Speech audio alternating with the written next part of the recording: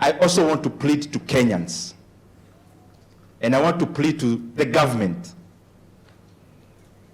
When we give our considered opinion, we are giving it for Kenya to benefit. I still hold, because the truth, you cannot rub it. The truth will remain to be the truth. The valuation of Safaricom at 34 shillings is grossly undervalued, as we have seen in our computation here today. We have seen here that Kenya Power is valued at 28 billion. Even at that, double that, which is 56 billion. Do we think government can sell Kenya Power for 56 billion? They can't.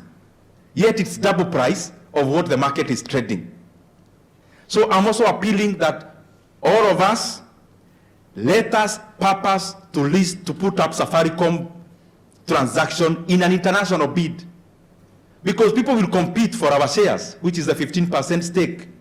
And you can be guaranteed the 2 or 4 billion we are getting, we are going to get more than 350 billion from other people bidding for Safaricom shares. Because our market has been undervalued. And when it is undervalued, it is not the right parameter to measure the share you own. It is the right one to measure the share you want to buy, not the share you want to sell.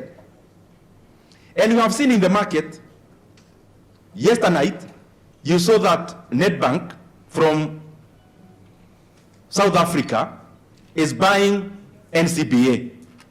It is buying NCBA at a price of around 102 shillings because it's 1.24 to book value. It's about 1.4 to book value. So the share was trading at below 70 before any news of a takeover came up.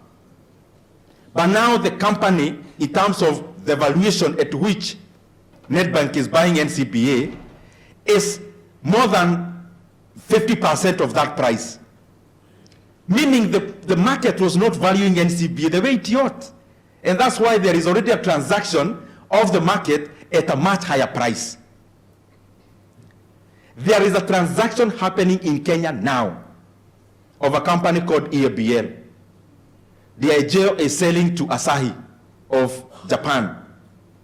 The share price today, as you can check on the internet, of EABL is 244 shillings. 244. Yet, the IGO and Asahi, they are transacting the same share at 590 shillings. 590. How can we then be so incompetent as a Kenya that we are selling up our government assets based on market price? The idea is not basing on market price. Nedbank is not basing on market price. Why should Safaricom be based on market price? Then you lose up value. I think when we say these things, it's not politics. It is about Kenya getting an extra 150 billion to build more roads to prosper Kenya and our